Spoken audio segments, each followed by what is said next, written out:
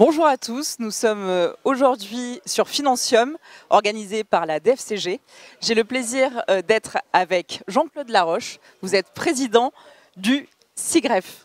Bonjour. Absolument. Bonjour Béatrice. Vous allez bien? Très bien. Et la journée se passe bien? Très bien. Très bien. Alors la journée va encore mieux se passer puisque vous intervenez dans quelques minutes, enfin peut-être pas minutes, dans quelques heures sur une conférence Big Data et Intelligence Artificielle, le futur de la croissance, donc tout en programme. Un thème assez large, mais en tout cas qui pose des questions qui sont importantes aujourd'hui. On parle beaucoup d'IA, on ne sait pas trop quand tirer, on ne sait pas trop si c'est vraiment fiable, on ne sait pas trop si ça va remplacer l'humain. Donc est-ce que vous pouvez nous dévoiler quelques petites thématiques que vous allez aborder pendant cette conférence, un peu en exclusivité? Écoutez, avec plaisir. Bon, d'abord, il faut avoir en tête une chose, c'est que l'intelligence artificielle, c'est pas magique, c'est pas quelque chose qui va se substituer aux humains pour prendre la place des humains. C'est un outil qui consiste à traiter des données massives.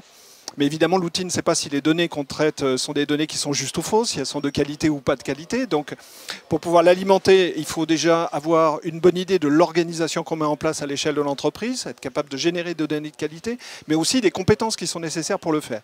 Première condition pour que l'intelligence artificielle apporte quelque chose. Et puis par ailleurs, les résultats de ces outils ne sont ni plus ni moins que des probabilités que la réponse à la question qu'on pose est juste. Donc ce sont des outils statistiques. Ce qui signifie que, d'abord, ils peuvent se tromper, bien évidemment. Donc il faut avoir aussi l'expertise et l'intelligence pour pouvoir les utiliser à bon escient et pour pouvoir avoir un regard critique sur les résultats qu'ils apportent. Et puis, ça veut dire aussi qu'il y a des domaines dans lesquels ils sont mieux adaptés que d'autres. Notamment, par exemple, on est ici parmi des directeurs financiers et des directeurs du contrôle de gestion. La gestion des risques, c'est quelque chose qui a une dimension statistique, donc c'est des outils qui, a priori, sont plutôt bien adaptés à ce genre de choses. Bon, par ailleurs, faire un peu de calcul prédictif sur des outils à caractère technologique, ça peut très bien se faire grâce à l'intelligence artificielle. Mais ce qu'il faut avoir surtout en tête, c'est que l'intelligence artificielle en elle-même, d'abord c'est très vaste, un terme qui recouvre de multiples applications, et en elle-même, elle n'apportera rien de particulier, elle n'apportera pas de croissance ou elle n'apportera pas de plus de résilience. C'est un outil qui, si on le manie bien, peut être un bon vecteur pour augmenter sa compétitivité ou sa productivité. Donc ça va être le cœur de mon propos de tout à l'heure. Il y a beaucoup d'applicatifs aujourd'hui ou c'est encore sous peu utilisé ou pas très bien? Non, en fait, il y a de très nombreuses applications.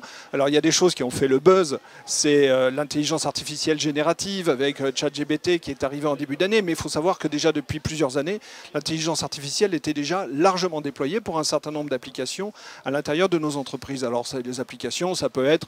il se trouve que je travaille aussi à Enedis et qu'on a déployé le compteur Linky qui produit beaucoup d'informations. Être capable de prévoir où il va y avoir des pannes sur le réseau basse tension pour intervenir avant que les pannes se produisent, c'est typiquement une application de l'intelligence artificielle. Mais enfin, il y en a bien d'autres et dans de multiples domaines. Écoutez, merci beaucoup d'avoir passé un peu de temps avec nous. Merci. On a hâte de vous voir sur scène et puis de toute façon, ça va tellement vite que je pense que l'année prochaine, on pourra refaire l'interview et vous aurez encore d'autres éléments à nous apporter. Merci beaucoup. Merci, à très bientôt. À bientôt.